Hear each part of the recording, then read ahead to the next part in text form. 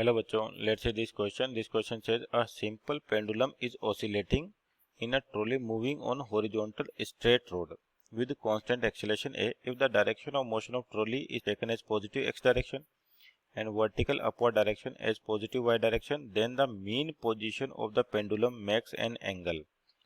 तो देखिए यहाँ पर आपके पास क्या है कि एक सिंपल पेंडुलम है जो एक ट्रॉली पे रखा हुआ है और जो ट्रॉली कैसे चल रही है, हॉरिजॉन्टल चल रही है। मान लीजिए इस प्रकार से आपकी ट्रॉली है और एक हॉरिजॉन्टल डायरेक्शन में मूव कर रही है विद एक्सेलेरेशन ए। अब इस पे पेंडुलम रखा हुआ है यहाँ पर। अगर मान लो एक्सेलेरेशन नहीं होता, अगर मान लो ट्रॉली किस पर होती, रेस्ट पर होती, तो ये आपके पास जो मास है वो एकदम स्ट्रेट होता है। लेकिन जैसे ट्रॉली मूव करी तो ट्रॉली के रिस्पेक्ट में देखें तो इस पर क्या होगा, एक सूडो फोर्स लगेगा जो इसको पीछे लेके चल देगा।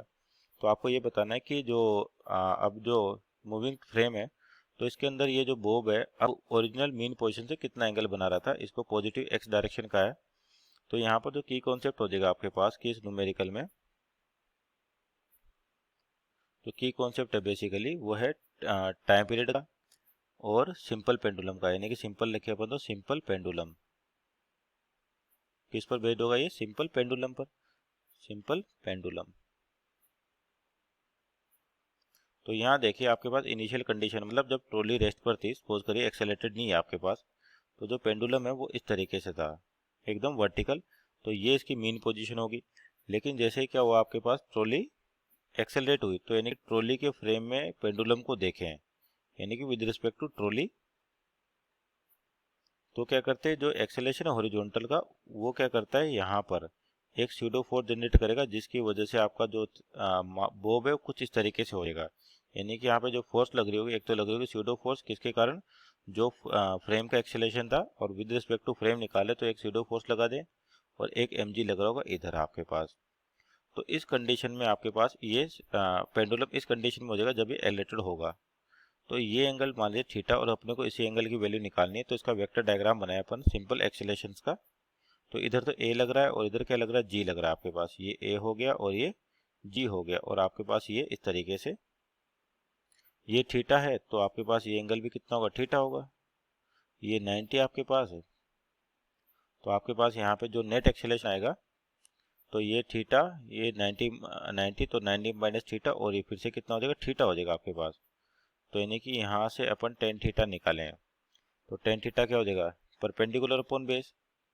टेन थीटा हो गया आपके पास परपेंडिकुलर अपॉन बेस। तो डायग्राम को देखें तो आपका जो परपेंडिकुलर दिखाई दे रहा है एंगल के सामने मीन्स ए, और बेस कितना हो जाएगा आपके पास, एंगल के सामने जस्ट परपेंडिकुलर, और बेस कितना हो जाएगा जी, यानी कि टेन थीटा हो जाएगा ए by ji, A by g. अब आपका जो आंसर है इसको चेक करते हैं किस फॉर्मेट में है।